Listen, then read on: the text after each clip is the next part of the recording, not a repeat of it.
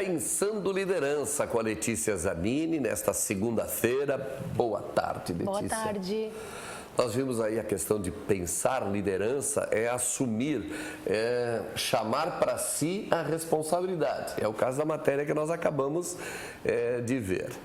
Na semana passada, a Letícia esteve aqui e aí a gente deixou um assunto mais ou menos encaminhado para falar hoje, que é a questão de treinamento de funcionários e a preocupação de quem treina funcionários de perdê-los a primeira oportunidade. Se passa um período longo treinando e aí vem o seu concorrente e rouba esse funcionário. Qual é o antídoto para isso? O primeiro assédio, né? A impressão que eu tenho que os donos de empresa têm essa sensação, que a primeira vez que o colaborador é assediado, ele vai. Bem, a gente falou até de um exemplo semana passada, de um restaurante que o mestre frequenta em Ilhas. E que o dono do restaurante falou o que acontece com ele. Eu tenho certeza que muitos que têm negócios, principalmente quando são negócios menores, sentem isso. Porque em grandes corporações, muitas pessoas querem fazer parte dos times. Então é fácil, quando alguém sai, repor algum talento. Em empresas menores, essa dificuldade, inclusive por ser uma mão de obra que é menos qualificada, se torna mais complicada. Mas o que a gente precisa fazer? Alguns pontos são importantes. O primeiro detalhe que a gente precisa olhar é o propósito. Quando as pessoas entram para o negócio, vocês deixam claro, você que está me ouvindo aí, deixa claro qual é o propósito, independente da função. Se a pessoa vai servir cafezinho, qual é o propósito maior em servir cafezinho? Porque servir cafezinho é uma ação. Atender pessoas no restaurante é uma ação, mas o que tem por trás disso do negócio? Se a pessoa não entende isso, ele olha para o que ele faz e entende que ele é apenas um entregador de tarefas, um executor de atividades que não faz sentido nenhum para ele. Por isso que R$50 a mais ou 100 faz diferença.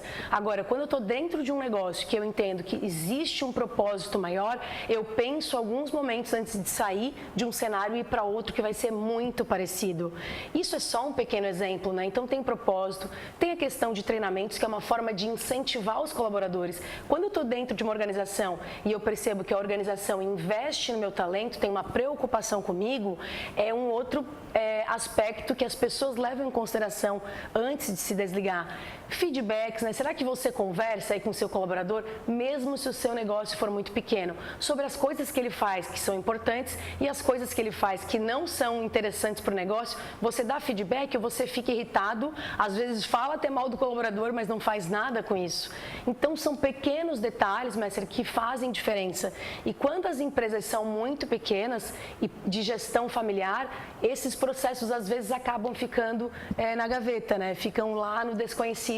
E aí você passa uma vida inteira só trocando de personagem, eu falo, só trocando de colaborador e o cenário continua o mesmo. Então para olhar o que você está fazendo com seus times.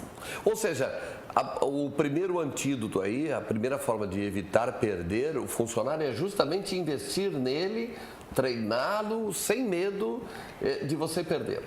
Até tem uma frase, eu não sei qual é o autor, mas que ela é muito interessante, tem a ver com isso que a gente está falando, que diz o seguinte: se você treinar e ele ficar ou sair do teu negócio, o preço que se paga tem um preço, mas se você não treinar e ele continuar no seu negócio, e aí, o que você vai entregar de valor para o teu cliente? Então, acho que é um ponto bem importante a se pensar. O mercado está aí, a gente não consegue controlar as vontades dos nossos colaboradores, mas o mínimo que a gente faz, que ele se sente valorizado, reconhecido, eu tenho certeza que não é qualquer proposta de 5% ou de R$50, R$100 que vai fazer ele sair imediatamente. Então, essa é uma questão que a gente não controla, de fato, a vontade do outro, mas a gente controla os processos para fazer com que o outro queira ficar no meu negócio. Isso a gente pode fazer.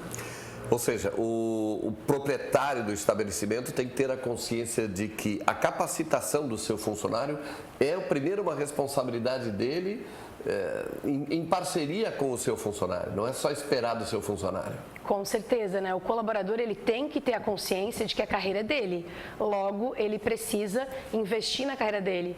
E o empresário, por outro lado, também precisa entender que quanto mais ele investe no seu time, mais preparado o time está, logo vai dar um resultado bacana.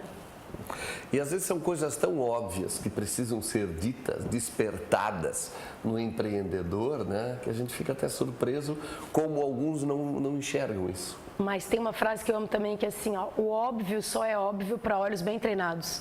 Então, o dono muitas vezes se incomoda com isso, porque, meu Deus, eu falo tantas vezes, é óbvio porque o filho é seu, você cuida do seu negócio há muitos anos. As pessoas que estão com você não necessariamente vão enxergar da mesma forma que você. Então, o óbvio precisa sim ser dito, redito, repetido várias vezes até que as pessoas absorvam o conteúdo. Obrigado, Letícia. Até segunda que vem. Até mais. E a gente fecha a edição de hoje do seu RTV Notícias. Vem aí o RTV Sport Show com muita informação depois da vitória do Criciúma. E nós voltamos amanhã, pontualmente ao meio-dia. RTV Notícias. Oferecimento Unimed. Cuidar de você, esse é o plano.